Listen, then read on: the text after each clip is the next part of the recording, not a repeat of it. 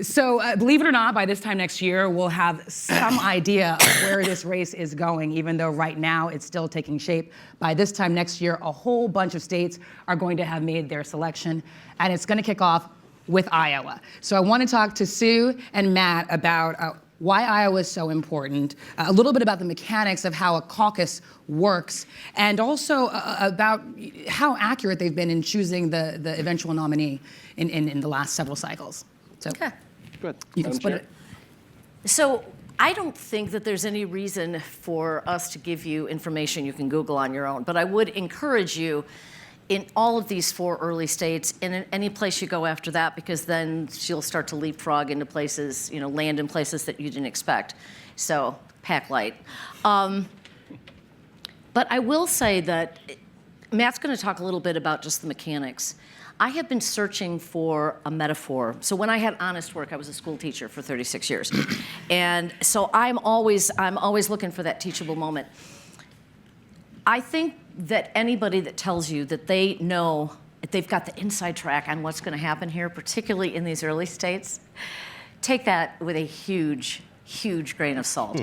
We don't know what's happening. I would never assume to tell you that with a field somewhere north of 20 with a brand new system that we have never used before, designed with our 4 sister states to address some of the concerns about caucuses. And with the current political climate, I would not presume to tell you that I know what this is going to look like in 3 months, much less a year from now. So I think a more useful way to think about it, because I'll often get calls from papers, when a candidate gets in, you get the call from the paper in the hometown state. What can she or he do to win? I know for Iowa, and it'll be different as each state goes along, this is not about winning. We typically have, the 3 tickets out of Iowa. I don't think that that's what it's going to be this time. I think that it's more helpful to think of this as time as a flat circle. I think it's more helpful to think of this rather than in horse race, tiered, linear fashion. I think it's more helpful to think of this more like the metaphor. We have a huge jigsaw puzzle here. And until the vice president gets in and until our field is set, we don't even know if it's 500 pieces or 1,000. Our starting job in Iowa, and on the Democratic side, is to upend that onto a big enough table, find the 4 corner pieces, find the edge pieces, maybe get the piles of colors sorted out, and send that off to our friends in New Hampshire, who will fill in more. But it will not be, by the time, I truly think that we're not going to have a picture of this, certainly not until y'all go in South Carolina and Nevada. I just think that each piece of this has been designed, and each piece of this will work to try to get a clearer picture. So that's what I'm suggesting to folks. Be very cautious about, and the second thing is when you guys are out there, so the Des Moines Register and some of our state's great staff is here, put out the list of the 50 Iowans, on the Democratic side. Ask every one of them, which I think is probably a useful thing if you're not familiar. But a good question I think you should ask after you talk to any one of us on the 50, ask us, who would you talk to next? And make a mental note of the people who continue to push you to other smart voices that may not be the first ones that rise to the top. Campaigns, generals, everybody always fights the last war. Everybody always fights the last thing. And I think it is instructive to think about 2016, but honestly, there are no conditions now that apply. So looking forward, make sure that you are getting that Rolodex that doesn't just do your confirmation bias. What does an Iowan look like to you? And then Iowans think that candidate X, echoing what everybody else said this morning, reach out broadly and make your own decisions on who is actually a reliable source for maybe a broader narrative. So that's my opening pitch. Well, and I'll underscore everything that has been said thus far regarding we have no idea what's going to happen. Perfect example, Terry and I did this exact panel 4 years ago, and in the course of an hour, I don't think we uttered the words Donald Trump once. All right, so a little bit in no fair for you Iowa caucus veterans or you Des Moines Register reporters, but for those of you that are just getting ready to head out into the field for the first time, who knows how you get on the ballot on caucus night in a Republican precinct? Does anybody know how you get on the ballot? Who makes that decision? Secretary of State, the State Central Committee for the Republican Party? Trick question, right, for you veterans? There is no ballot in the 1,600 plus precincts. Who do you have to be to stand up and speak on caucus night? Do you have to be a registered Republican in one of my precincts? Do you need to be a registered Iowa voter? It can be anybody on planet Earth. Can it be that? Yes, it can be anybody on planet Earth that shows up and wants to speak at that particular caucus. Who runs and pays for the caucuses in Iowa? The Secretary of State, the county auditor. None of them. Completely volunteer-run organization by the parties. So the parties actually set the rules that govern the caucuses in Iowa. And in Iowa, you can be a Republican for a night. We have same-day registration. These are things that you should be aware of as you see different campaigns that have a strategy to create a dynamic electorate where they're trying to get new people to participate. So you can show up that night, do your party registration right there on the spot, cast your vote, and if the next day you want to change back, that's your prerogative. There's a lot of math involved in how the Democrats do it in Iowa. Ours is a little simple. And I guess maybe after 2012, I shouldn't talk too much about simple and math, but you can Google that and find out why that's funny. But some of you know. Or sad. Go with me. Or sad. So here's how our vote works. You walk into your Iowa caucus location, 7 o'clock caucus night. Your name's on the list if you're already registered. If not, I just talked about how you can register. You're given a slip of paper. It may be a piece of scratch paper. It may have a little Republican elephant on it, but that's your ballot. People get up, give speeches, one person per candidate, usually 2 or 3 minutes. Some procedural things happen. And then in my precinct, the first year Aaron and I moved back home, I kid you not, Norman Rockwell could not have scripted this better.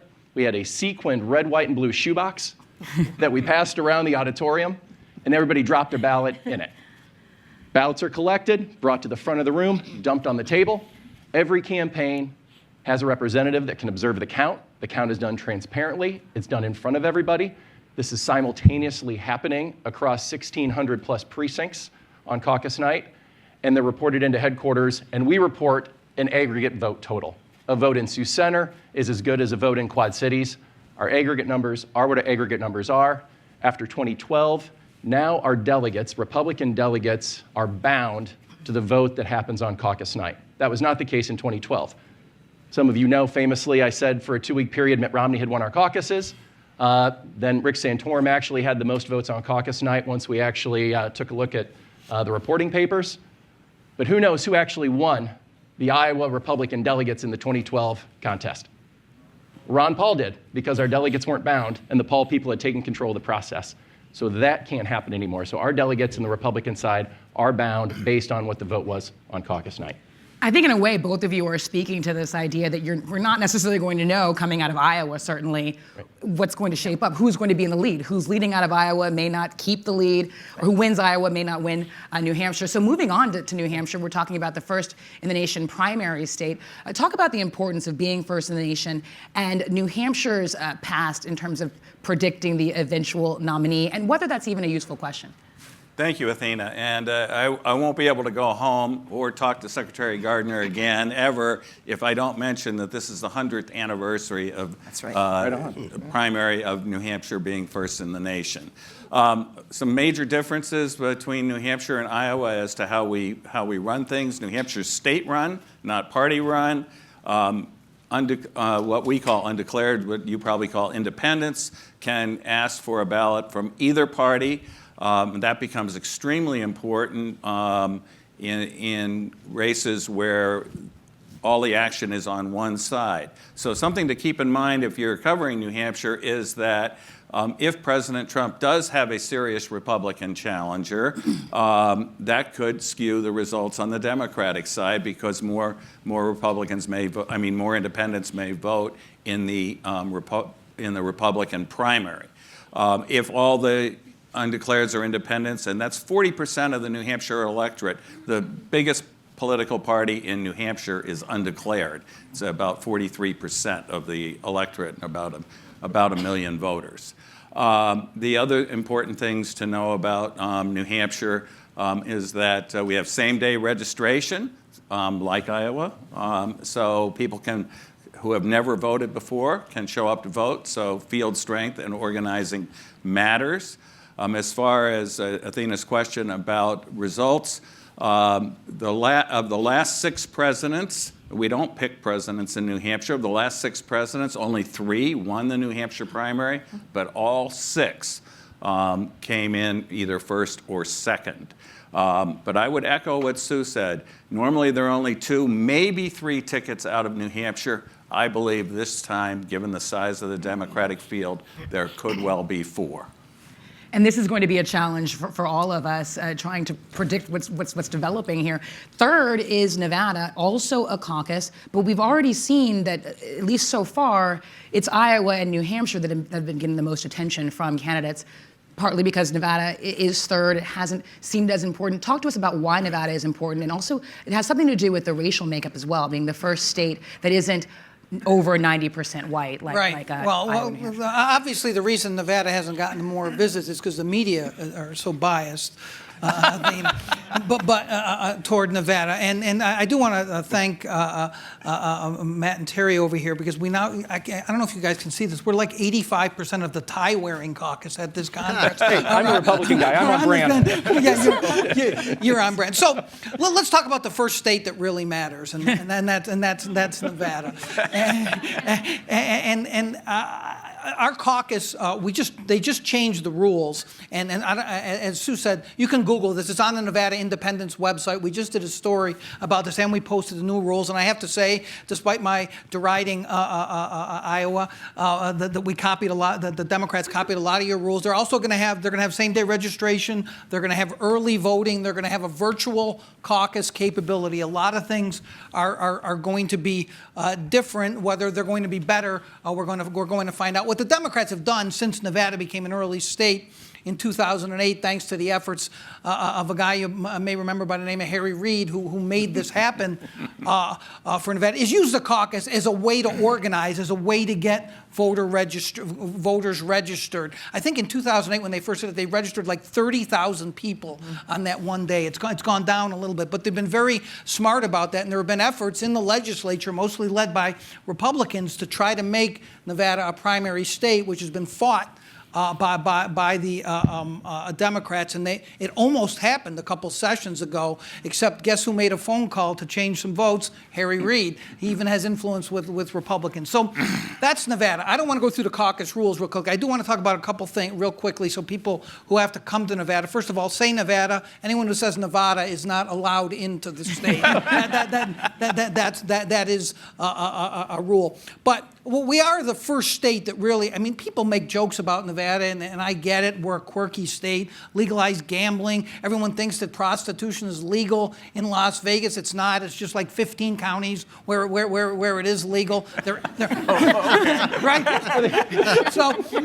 But that's all fun and games, and it's quirky, and I get all the cliches. But Nevada really is the first state, gentlemen, that looks like America. Las Vegas is a city that is very diverse. Now, the state has more than a quarter Latino population. The Asian and African American populations are growing. They're both around 10%. Now, it is a very diverse state, and we have a great record, not just in picking nominees, but also in picking presidents. I think we're third or second, 87% since 1900, something like that. You can Google it. I'm telling the truth. In fact, I'm the only journalist here, so you know I'm telling the truth. Nevada's really 3 states. That's what you have to remember when you come to Nevada. It's Las Vegas, and the environs. It's Reno and the environs. And then it's all the counties in between. There's 17 counties I mentioned. The 15 rural counties are generally ignored by the Democrats because they're so overwhelmingly Republican. Obama actually went to Elko, a place that most people in this room have never heard of, twice, and it actually helped him, as Mr. Berman talked about, in the caucus. That was the amazing thing about 2008, is Hillary won by 5 points on election night, and we were all talking about how she won the caucus, and then suddenly I started getting phone calls from people in the Obama campaign. I still think we got the delegates. That's how a caucus can be different, is someone can win the popular vote and still get the delegates if they know what they're doing in a caucus. So, and that contributed to the momentum. Nevada was important again in 2016. You may remember after Bernie won New Hampshire, there was all this momentum coming toward Nevada, and there was a real panic. There was a real panic in the Clinton campaign. They didn't want to. They suddenly started talking about how white Nevada was. That's how panicked they were. And we ain't Iowa or New Hampshire, and so I had to go out and correct the record on that. So I think Nevada can really be a momentum changer, or can continue momentum from candidates who have been in Iowa and New Hampshire. But really, Las Vegas has 2/3 of the population, even more so population of Democrats. It's the most populous Democratic county, Clark County, overwhelming number of votes there. If you can win Las Vegas, Clark County, either in the caucus or even in a statewide race, you are probably going to win Nevada if you win it by a big enough margin. Washoe County, where Reno is kind of a swing county. In the 2018 election, the two top of the ticket Democrats both won Washoe County, which was very unusual, by substantial margins, which is why we have not a Democratic governor and why the Republican senator, Dean Heller, lost, is because he couldn't cut down the margin that he lost in Clark County. But you really have to think about it as 3 states: Las Vegas, Reno, and rural Nevada. And say the name right, and we will love you forever. And get to all those areas. Right, and be sure to get to as many of those areas as you can and talk to as many voters. Of course, that's just a general rule. Talk to as many voters on the ground. And read the Nevada Independent, you meant to say, too, of course. Ralston reports, exactly. Moving on now to South Carolina. It is the last of the first in the South. It's also the electorate that has the most black voters. So again, unlike Iowa and New Hampshire, it's more diverse, akin to Nevada. But I think it's, 60% of the vote is black. 65 in the last election. Talk to us about the importance of South Carolina and whether you think the electorate might change a bit. Are there going to be perhaps more white suburban moms who want to have a say in the Democratic primary because of their feelings about the president? Well, that's a good question. First of all, it probably will be a bad sign for Donald Trump if on election night you all are reporting that rather than 65% African-American voters in the Democratic primary, there were 55%. Because I would like to say, and I think our candidates would like to say, that they were voting in the Democratic primary because they are so compelling. But the truth is they hate Donald Trump, and that's why they're voting in the Democratic primary. And we did see that. I think, Athena, that's one of the great questions that reporters ought to cover, because we did see in 2016 relatively better performance by Democratic candidates in areas like Charleston along the coast. That's Andy Shane is here from the Post and Courier. You had a Democratic candidate win a congressional seat that was probably 80 to 85% white, which has just been unheard of in the last couple of cycles in South Carolina. What's important about the state is that a couple of things. One is that it historically has been very good at predicting the winner of the nominating contest. 2008, Barack Obama did well early, but really in South Carolina was where the knockout punch started.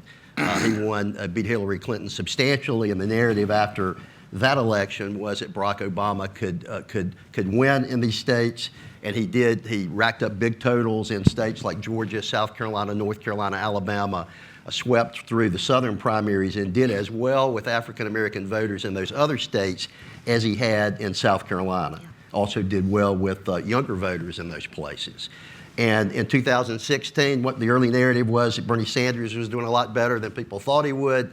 He comes to South Carolina and gets his ass beat really bad by about 35 points, 40 points actually. I think it probably was something like 75-25. And the narrative changed after that, because what happened after that was you saw the same dynamics in play in the following primaries. Sanders couldn't close the deal with African-American voters in a lot of these southern states and in other states that had larger African-American voting blocks, and it just, while he remained to the end, it was pretty clear what the outcome was going to be in that process. And those are reasons, I think, or those are things to look at, but one of the reasons why it's important is the candidate that likely does really well in South Carolina, particularly with African-American voters, is likely going to do well in Georgia, and Mississippi, and Alabama. It's not like the blurring of state lines somehow changes the way people perceive that election. Somebody that is connecting there will likely connect with the same demographics in these other states. And obviously, the real interesting question here, I think, in South Carolina will be, with African American women in particular, which way will they lean? Will they look to someone like Joe Biden, who is a comfortable shoe from the Obama era, or would they prefer somebody new?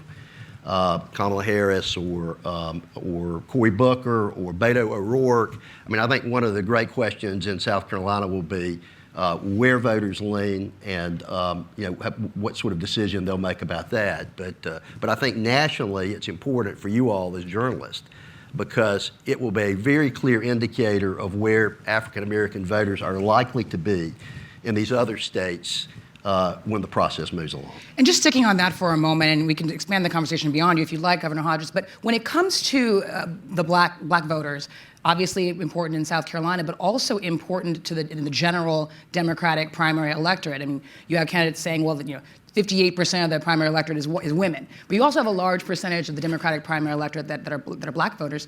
So how important is it for these candidates to do well among black voters going forward for the rest of the primary season? And isn't it possible, do you guys think, that certainly that vote could split? It could split, as you said, between Biden and Harris and Booker and others. Is it going to be as central as the attention it's getting, the black vote, in this primary season? I think it is, and while we like to say it will split, generally it hasn't. If history is any indication, in 2008, African American voters coalesced around a candidate. In 2016, they coalesced around a candidate. I think what's the great unknown is whatever candidate we nominate in the Democratic Party, will African American voters be enthusiastic in the general election about that candidate? Because that is critically important. And one of the areas where we were a little bit off in the last cycle was we didn't do as well in terms of turnout as we had in 2008 with African American voters.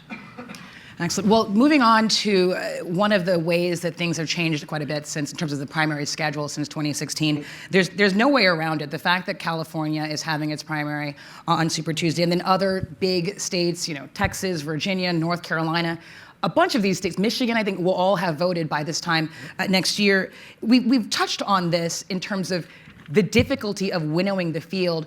But talk about your advice for reporters trying to cover this field and knowing that you have these big states down the line. Well, I think one of the things to look for is you can tell a lot about the strategy that the candidates themselves are using with how they're operating, how they're setting up their field operations right now. And you've got folks that are clearly looking toward a national campaign. You've got folks that have decided that their best bet is that they've got to do well in Iowa and New Hampshire and get slingshot out of there. So I think each of these campaigns is going to have to figure out for themselves where their voters are. But it is clear that Nevada is not just a Latinx population. It's also heavily union. So that's another reason why the DNC, why Nevada was a player. In 2000. Do go on, Sue. Keep talking about Nevada. Well, the thing is, I love Nevada because in 2008, when Nevada was new at this, a lot of people, why Iowa? And there's eye rolling. We know this. It's all right. One of the reasons is that the weight of carrying this conversation forward for the country and the world is a fairly substantial lift. And I know that a lot of states think that they can do it. But I will tell you that the volunteer effort that is behind hosting this weekend, 10 different conversations in 10 different kinds of venues with very different candidates across the state that's not for amateurs. When Nevada came in, we meaning in this case the Obama campaign, we all had adopted precincts to walk our sister precincts through the first process. And we talked, how to do a corner for kids. What do you do with all these kids that come? How do you feed people?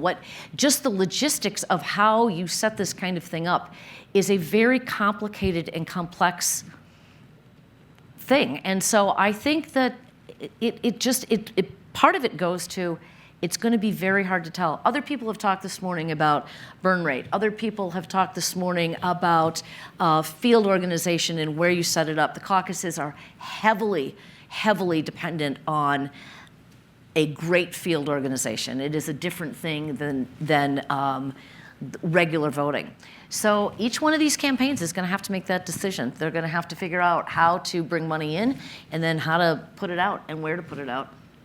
And given this selection of you have these first 4 early states and then you have all these other states coming, talk about the differences in covering or the differences in the candidates. Some states are more geared towards retail politics, Iowa, New Hampshire. I'm not sure about Nevada, but others are more geared towards large media buys and rallies. Talk about the challenges that presents to the candidates and to those covering them when you're talking about, say, California versus Iowa or New Hampshire. Matt? Yeah, and I'll be curious just from the Republican perspective, watching how things unfold this caucus season in Iowa. Taking a look back to us in 2016, you had candidate Trump come in, land the plane, do these big rallies. You didn't have the one-on-one retail interaction that the Iowa caucuses had generally become famous for. And kind of jumping ahead to today, given, I'll say this is the Republican up here, given the enthusiasm that Sue's party has for challenging the president, you're going to have large crowds. You were already having large crowds, some of which, at least in my mind, look more like media staged events rather than those intimate gatherings. So I think that's also a challenge that the Democratic candidates are going to have to figure out what that balance is between Iowa activists, traditional activists, who are used to knowing and getting a chance to talk to who they're going to vote for, and maybe those newly engaged voters who aren't aware that they should get to talk to every candidate before they make their choice. Because ultimately, when Donald Trump brought in all those new people, they weren't people that realized, wait a minute, I should be getting a phone call from the candidate and I should get my questions asked. They just knew, okay, that's a guy I think I'm going to show up and go vote for. And it was not a traditional Iowa caucus model at all. So I'll be curious to see what that impact is on the caucuses. It's interesting, and Sue brought this up about Nevada having a heavy union presence, even though, ironically, we're a right-to-work state. There's a very heavy union presence, especially in Las Vegas. So the 2 places you're going to see the candidates go are, one, they'll go down, and they've already started doing this, by the way, they'll go down to the culinary workers headquarters. The culinary workers represent they're by far the biggest union in the state, 55, 60,000 casino workers.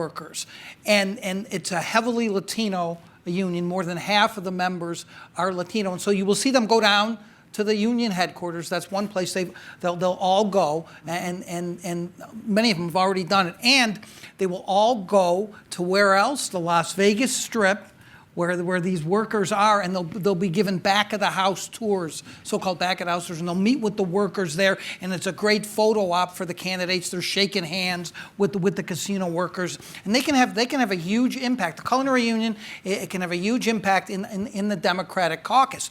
One of the reasons that it looked like Obama was going to win for sure in 2008 is the culinary surprised a lot of people, including myself, and endorsed Obama early. But then they realized that the Clinton organization there was pretty well organized, and then they realized late in the game that they were going to lose in the actual popular vote. But what no one saw coming, and this was true of the Clinton campaign in general in 2008, is they didn't understand the caucus system, and that's how Obama, as I said earlier, won the delegate fight. But how these candidates are able to connect with the Culinary Workers Union, and if they can get an early endorsement from the Culinary Union, that's going to be a big deal. I don't think they'll get an early endorsement. There's, with 642 candidates, they're just not going to make that choice right away. It's interesting. One other little quirk about Nevada is one candidate thinks he has a home field advantage to some extent, even though none of them are from Nevada. Cory Booker's mother has lived in Nevada for decades. And so he always makes a big deal about talking about Nevada as his second home. He has visited his mother a lot, not come for campaign visits, and we only find out about it later. And so he is trying to capitalize on his mom's presence there, too. Well, one thing you just brought up, culinary unions, going to the Las Vegas Strip. In Nevada, it sounds like there's a specific group that it makes sense for candidates to be reaching out to, obviously for reporters to be talking to sources in those unions. What about the other states? If you guys can talk about who you think if there are groups that are similar, maybe not as predictive as in Nevada, but maybe important groups that reporters should be reaching out to, groups or kinds of people in each of your states that are important not to miss. Ms. Terry? Well, one thing I want to just mention very briefly, since we were talking about the calendar, was that Jeff Berman's excellent presentation before lunch. The date of the New Hampshire primary has not been set, and it will be set when the secretary sets it. And in 2008, when we had all the controversy with Michigan and Florida, he did not set the date of the New Hampshire primary until the day before Thanksgiving.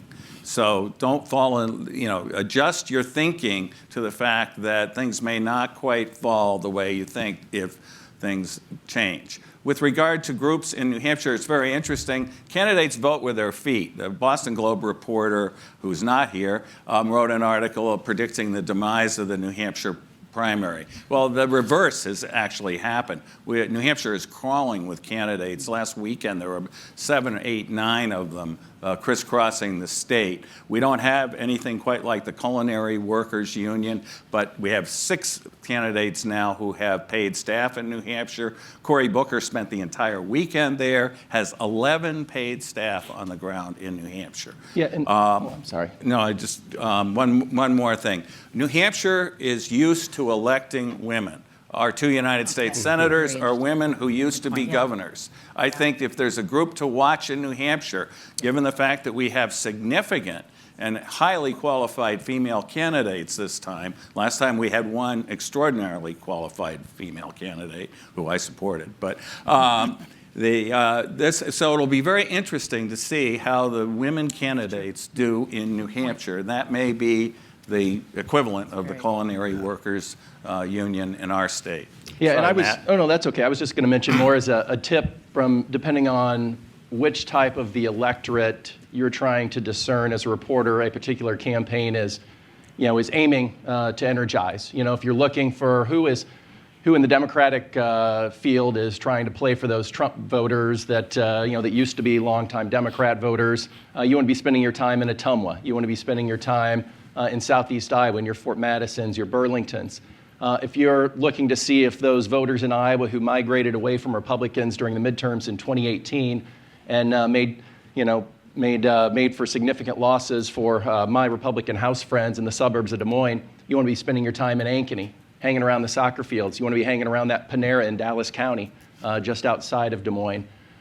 Those are kind of the areas where get a sense for what type of campaigns candidates are building there, if they're going to make a caucus push in those areas that are traditionally had been Republican strongholds.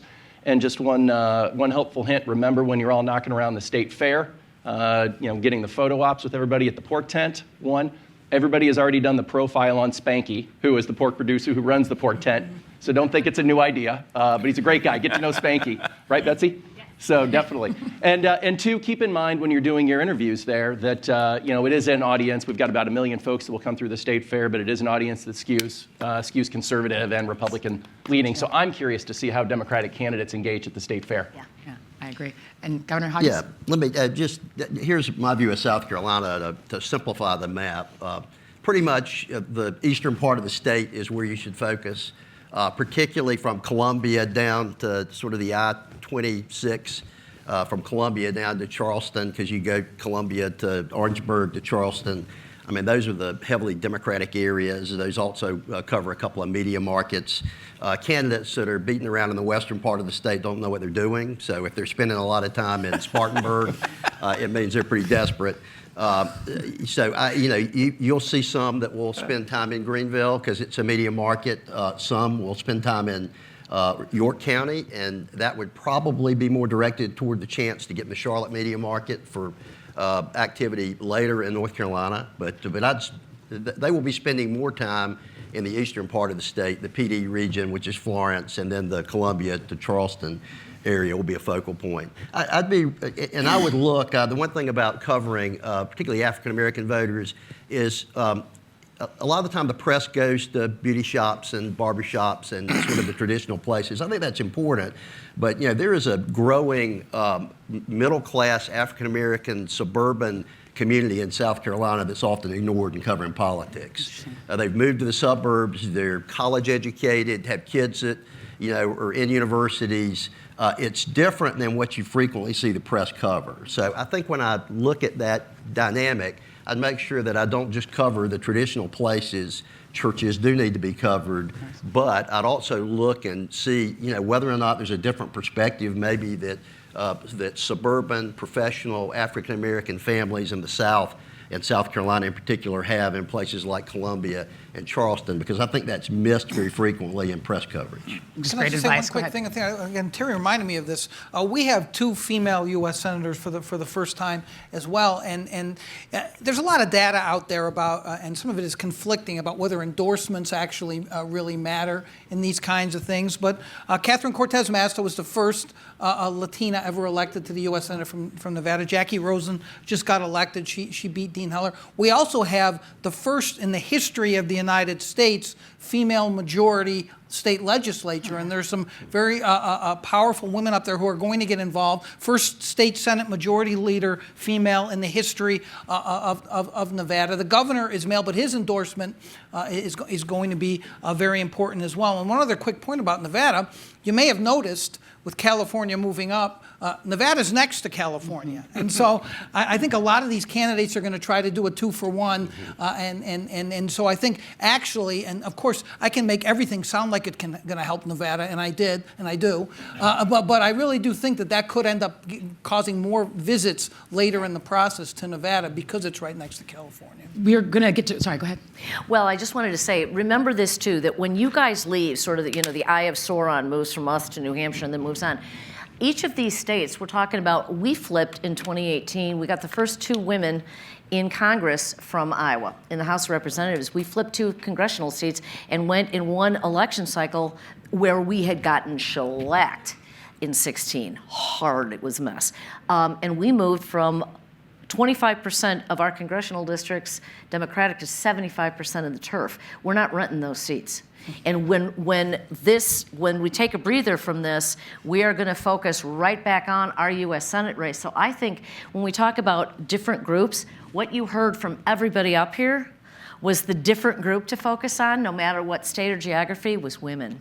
And I'd be remiss because my boss is Governor Kim Reynolds, one of those great female leaders in this nation. And of course, we've got the first female combat veteran as our United States Senator, Joni Ernst. But what was interesting, those gains that the Democrats in Iowa had in the congressional races and in those suburban Des Moines House districts, we actually saw in the state Senate races. We saw an increase in Republicans up to 34 seats, and it was women candidates. So that wasn't actually a partisan thing that was happening in Iowa. It was female candidates across the board from the governor through the congressional races and the legislative races. So we're going to open up for questions in just a moment, but I want to just touch on one thing that we've been hearing or you read about, this idea of regional candidates or the idea that perhaps Kamala Harris, being from California, may somehow have an advantage in Nevada, or the idea that maybe Elizabeth Warren and Bernie Sanders coming from neighboring states to New Hampshire means they're probably more favorites there. What do you guys make of that? Is that kind of ridiculous to assume? Or it is. It's ridiculous. To the Kamala Harris thing, which I've heard, is absolutely nonsensical. Most Nevadans don't relate that well to California, and a lot of Californians move to Nevada because they think it's so different in many ways, especially with no income tax and other kinds. So I don't think any candidate right now has any advantage in Nevada, and I certainly don't think that Harris, because she's from a state next door, has any advantage at all. What about the historical fact in New Hampshire has been the candidates from Massachusetts have almost always won, except for Ted Kennedy, going back to John Kennedy and Henry Cabot Lodge in the 60s, have won the New Hampshire primary. I don't think that will be the case this time. I think that Elizabeth Warren's already having some difficulty in the polling, at least. And I think New Hampshire is going to be much more wide open and not necessarily won by the guy or gal next door, because we have neighbors on both sides, as we did in 2004, folks. We had Howard Dean from Vermont, and John Kerry from Massachusetts. So this is not unprecedented for us. Got it. Well, let's open up to questions. Who has a question about the first 4 states? And while you're coming up, I was just going to say, Matt's the baby up here, but the others of us, I'm not in the tie caucus, but have seen a couple of these.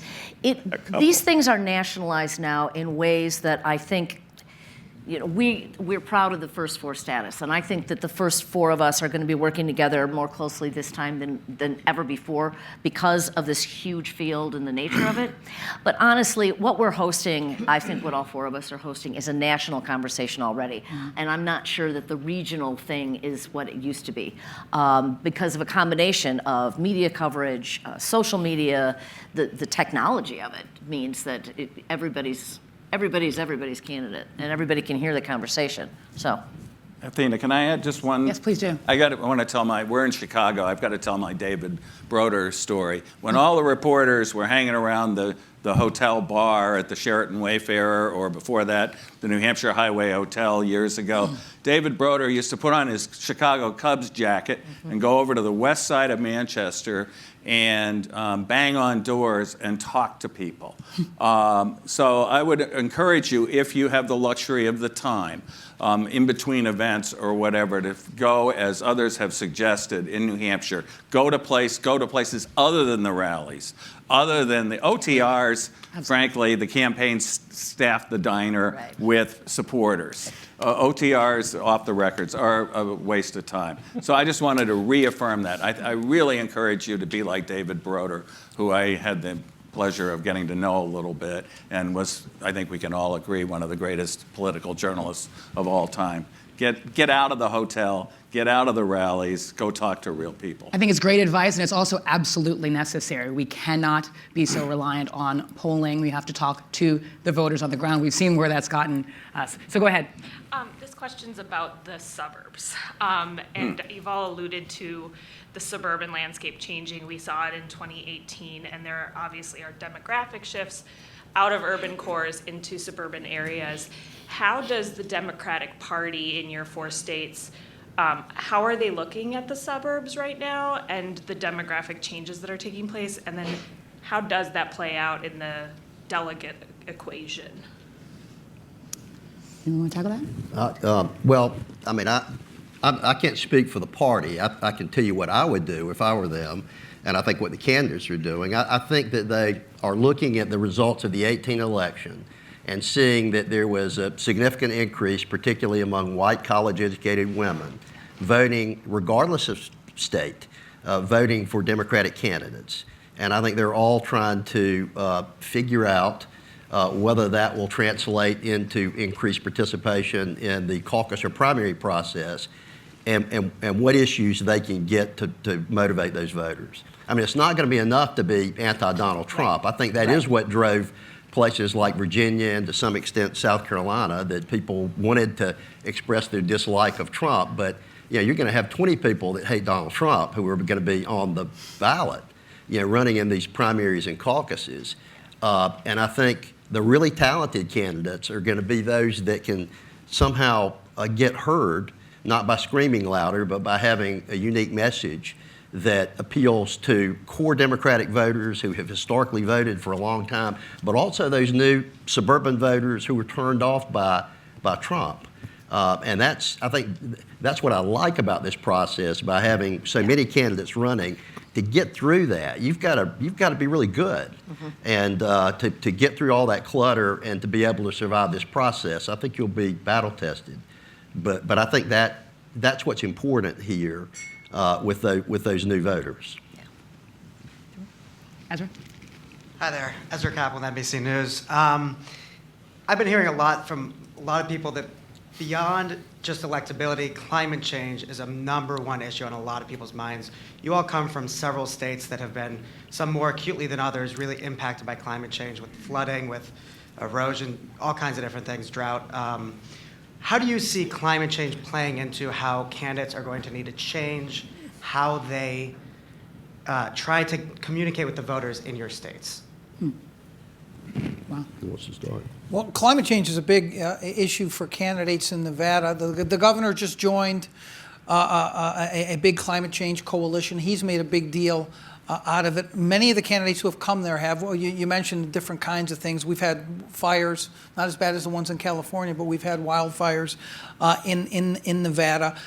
So I think it's going to be an issue. I don't think it's going to be the issue, but there is a very strong environmental movement in Nevada that is kind of amplified by the issue of Yucca Mountain, which is, some if you don't know, the nuclear waste dump that Congress has targeted Nevada for, and it's actually much stronger farther away from Yucca Mountain in northern Nevada, where there is a much stronger environmental and progressive movement. And I think that's why you've seen some of the candidates, including Senator Harris and others, go to northern Nevada and talk about those kinds of issues, because I think that in certain pockets of Nevada, that's going to be where you find single issue voters on the issue of climate change. But see, I think climate change is the perfect iconic discussion that's much broader than that issue. I mean, what's broader than climate change? But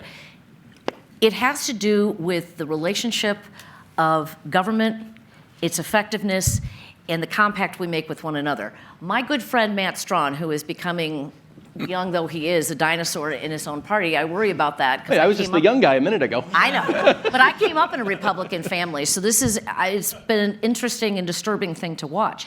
So we can argue, and we do, about the level of regulation that's appropriate. But government with no regulation is Lord of the Flies. So we have to look at, we have made compacts before on how we decide to interact with one another, what the government is for.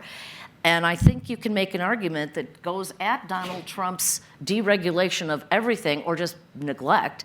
And you can tie that together with what's the role of the government in this most fundamental issue, but then in other issues too. And we have made a compact in this country that the way we resolve conflicts when tensions come up between issues is we use the government for that. So I think that there is a really robust conversation to have on our side, and then moving forward with whoever our nominee is, to talk about, we really do need to come back to an EPA director who understands what the P stands for, what the E stands for. And I think that can be a conversation among educators with the Department of Ed. I think that's going to be a conversation among everybody about the Department of Justice and Department of State. And that's what I think is going to be a broader conversation than any Democratic activists'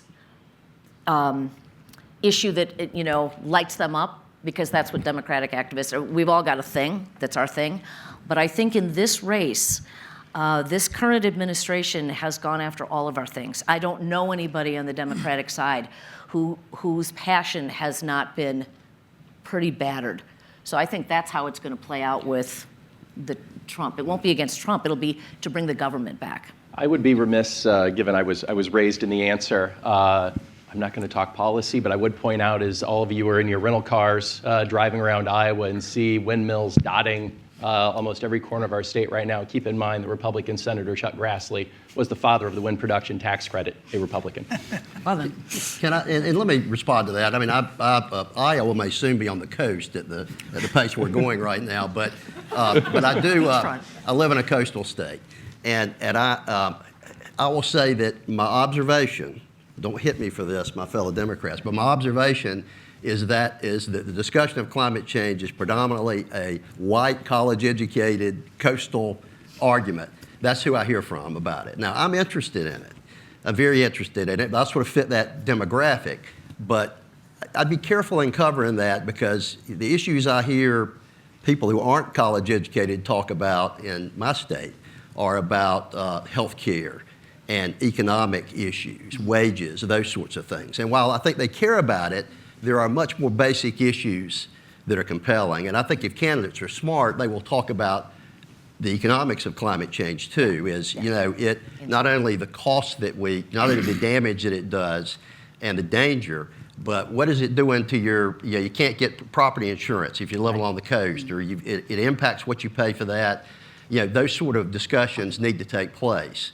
But right now, that's who I hear from on climate change issues. I don't think it's broadly discussed among Democrats, at least in South Carolina. I think it's a narrower group that talks about it. Got it. Great. Moving on. Hi, Hannah Trudeau. There are obviously several well-telegraphed signs of early success in the 4 early states. Looking at preliminary polls, which we kind of say it's name recognition, and maybe it indicates some success. Crowd size, maybe one-on-one interactions with voters. I'm wondering if there are some underrated signals of early success in the 4 states that reporters might miss, and what to look out for, and if they're different in different states. Can I great respond to that? Yeah. That's an excellent question, Hannah, and I think it highlights something that I wanted to point out during this session, and that is that it's very tempting, especially if you've only been in the state a short period of time, in our state particularly, to just talk to the campaign staff. I would urge you to get to know who are the New Hampshire people in the leadership of the various campaigns. And they are great people to reach out to and talk to. And who's attracting whom? I tell you, governors sometimes endorse, sometimes don't in New Hampshire. Most people in New Hampshire really don't care, on the Republican or Democratic side, who the governor endorsed in the New Hampshire presidential primary. They're much more interested in who the influential person in their town or their neighborhoods, whose sign they have on their front lawn. That's going to move more voters in that town than who the governor endorsed, because people fundamentally understand that there's some sort of transaction going on when a governor endorses a senator or another governor. No offense, Governor. That they hope to be something in the administration if they win. So an early indicator for me, I'm looking at right now, and everybody's uncommitted in New Hampshire. Nobody's asking, for the last question, nobody's asking about the Mueller report, asking candidates about Mueller or Trump. They're asking about these bread and butter kitchen table issues.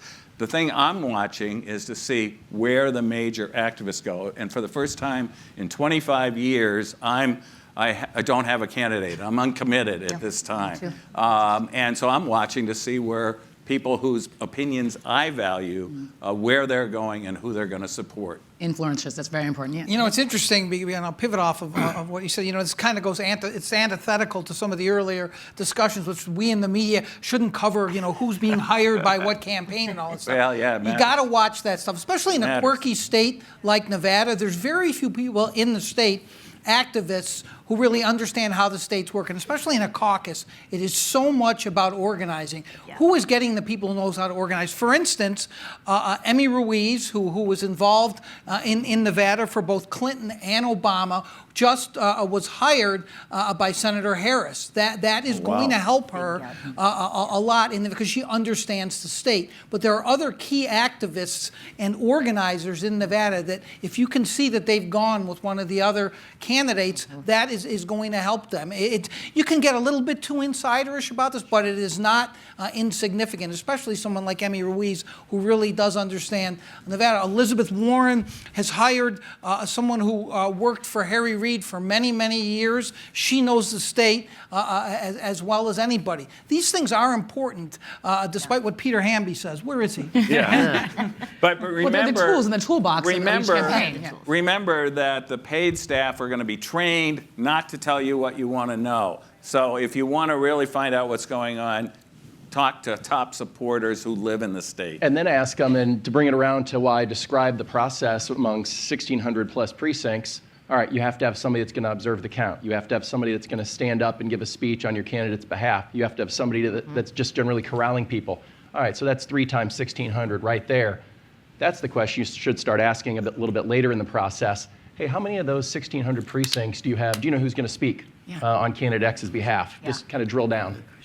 Can I make one final point on that? Here's where endorsements matter, less about how they impact voters, but there are people in every state you cover that are pretty good at reading where things are headed. And so I'd try to figure out who those people are in states, because they're not going to endorse until they're pretty darn sure who's going to win. And that's where I think those things are important. I mean, to be honest, we know them all. And that's where it matters more. It's less about how they influence people, but more about their capacity to read the direction of a race, and that might be a pretty good indicator about who's on fire. Sometimes there are journalists who know that Sometimes stuff there too. are, you're right. But yeah, and big endorsers aren't going out on a limb if they can help it. That's right. Well, and this is going to drop very late, what you said, Terry. It's the same thing. We've never gone, we meaning my husband, we've never gone this long. And we're going to go for months before we do it, partly because it's incredibly important to have influencers and talkers out there who are saying all comers. There is no thumb being put on this scale this time. You should come, you should run, from the vice president to the mayors to the whoever. Come on ahead, start the conversation, we'll see what happens. And we can't be dropping in this early or it changes even what we're saying. So I think it's gonna drop really late. I think all of this is gonna be late breaking. Well, go ahead. Hi, my name is LaCrae Mitchell, and I'm from CBS News. And actually, I think as I was standing up here just now, you answered my question. What I was interested in knowing, you mentioned earlier the importance of making sure that we're keeping note of the smart voices in your respective states. And so my question was going to be, I'd love to know who you all think some of those smart voices are in your respective states. But I just heard someone hit on, like, you want to look for the person who, you know, maybe like the head activist who and what sign they have in their yard. I know former governors, but like I just was interested in knowing who some of those people are. In your Talk to us afterwards. Yeah. Okay. Go ahead. Hey, yes, and so, can you tell us what are these sort of like false, or misleading sort of like media narratives about your states, That need that correcting. sort of that irk you most that we need to watch out for? Good question. Very good question. Good question. It's confirmation bias. It's confirmation bias on the part of the readers, but it's confirmation bias. You know, if you've never been to Iowa and you're out there looking for the guy in the Carhartt and the hay bale and the thing, and then you find that person, and then you're like, okay, I've got one. And then, you know, Iowans think, I just think that everybody, you know, there are places in the country I haven't been to, and I think, oh, I know what that would look like. You have to be very cautious with that. And I think that's everywhere. Anyone else want to touch on that? Yeah, I would just add that the rap on New Hampshire is we're too white. Well, there are 40 different languages spoken in the Manchester, New Hampshire schools. Yeah. New Hampshire's a lot less white than it used to be. Our state voted for Barack Obama twice, and we're a swing state. Us too. So Yeah. that's the myth about New Hampshire. Why so defensive about your whiteness, sir? I'm not. The question was what myth would you like to dispel? And Not everyone in Nevada drives a car with those little dice hanging from it.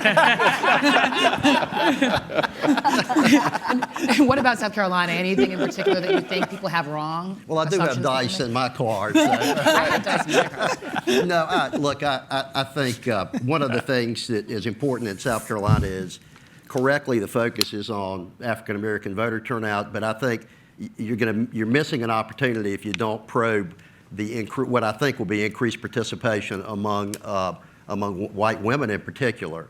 And then the other is I think that people, while African American voters have tended to coalesce around a candidate, I think sometimes there is a press narrative that the community is monolithic. Yeah, that they're waiting for a couple of people to tell them how to vote, which I think is terribly unfair to the voters because there is a diversity of opinion and of strength in the African American community in the state that's sometimes not recognized.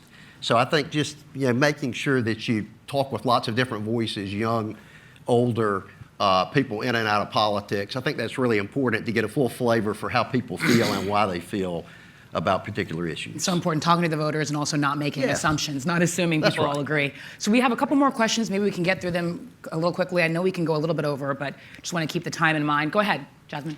Hi, my name is Jasmine Wright from CNN.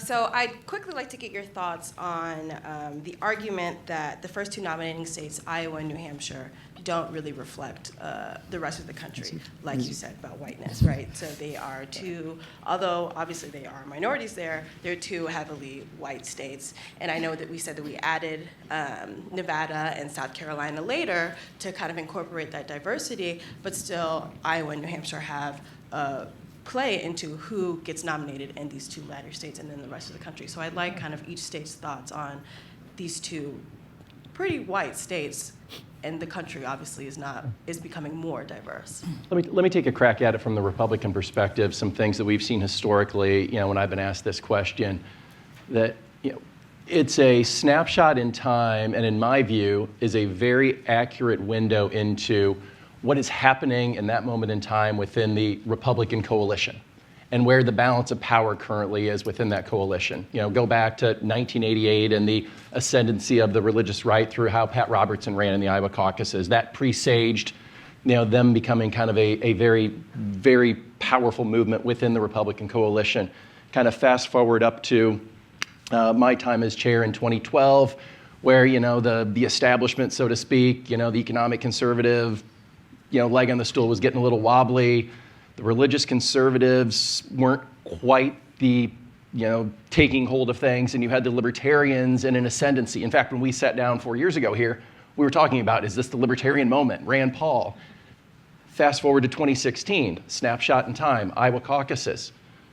The establishment in, descendancy, social conservatives trying to figure out where they fit in this new world, and then this Trump-sized shadow gets cast over the party. So from a representative standpoint, I'd submit, at least historically, the Iowa caucuses have been a very interesting and accurate reflection of where the Republican Party is and is heading in that moment in time.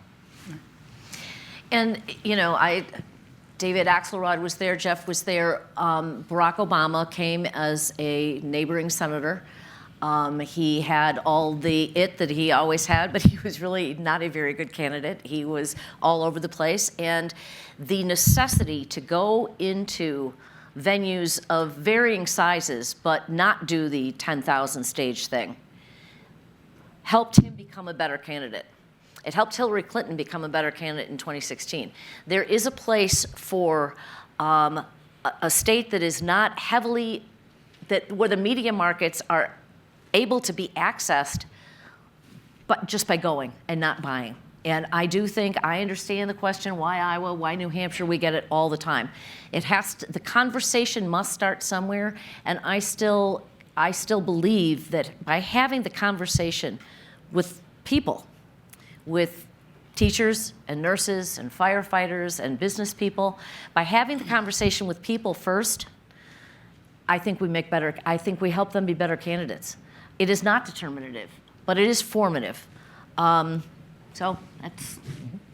And anything to say about New Hampshire? Again? I would just reiterate what I said before about President Obama, how well he did. Cory Booker spent the entire weekend in New Hampshire, so obviously he thinks he can do well there. And I would look at the early states as a package. And the governor and John have spoken very well to how diverse their states are. But as President Trump proved, you got to be able to win in white rural America to win the White House as well. And what are we really doing in the primary process? We're picking a nominee who hopefully will get elected president. Of the whole country, exactly. Last question here, we have Cassie, go ahead. I'll be quick. I'm Cassie Spodak with CNN. And I'm just curious because I remember in the months and weeks leading up to the first votes being cast, everybody was counting crowd sizes, tweeting crowd pictures. And it was kind of conflicting because Sanders and Trump had these huge crowds, which showed something was happening. At the same time, Kasich did not have big crowds, and Christie had big crowds, at least in New Hampshire, and that was not predictive of all of the results. So just wondering from your guys' perspective, what should we take away from crowd size and what should we not? Don't report on crowd sizes as being determinative. It's a terrible idea in general. But let me tell you what happens in Nevada a lot. And this happened a lot at some rallies for both Sanders and Trump in 2016. Did I mention that Nevada's right next to California? A lot of Californians came in, and don't forget what you have in Nevada. We have 42 million tourists a year. There's these rallies, these tourists hear about them, and so they will come to the rallies. That has nothing to do with the Nevada electorate. So especially in Nevada, it's a very misleading way to cover it. Yeah, New Hampshire has a lot of border states as well, and I can't tell you how many during the 2016 cycle, how many voters I read about saying something nice about Senator Sanders. So-and-so of Reading, Massachusetts, said Senator Sanders would be a great candidate. Please don't do that, folks. There are plenty of New Hampshire people to talk to. Well, and report on it the same way. Each of these things is a piece. None of these things is determinative. So poll numbers are a thing. I mean, the money's a thing. Staff is a thing. But none of them are the thing. They're all part of a picture. So I think as long as that you're careful when you're reporting to give the most complete picture you can, all of these are part of the picture. None of these are the whole picture. So. And never listen to campaigns about what the crowd size is. Yeah. Find a fire. Find a fire. Yeah, fire exactly. chief Yes. or the cop. Right. But let me be clear, consistently poor crowd sizes just gonna is a say good that. indication. It does matter. I would say, At least read I'm that. always the cynic on these things, but I do think part of the problem with a lot of these camps, because people come in from out of state. I mean, if you ever go to New Hampshire and you wander around, you see the same people at all these rallies for candidates. But I do think lack of energy, lack of enthusiasm, lack of crowds is a pretty good sign that the campaign is lacking. And so there are things I think you can pick up. I sort of remember the old decathlon, the sporting event where you had 5 or 6 different events. I liken campaigns to that. Candidates need to be good in intimate settings. They need to be able to do well with rallies. They need to be able to do a lot of one-on-one interviews with the press. Really good candidates are good at all those things.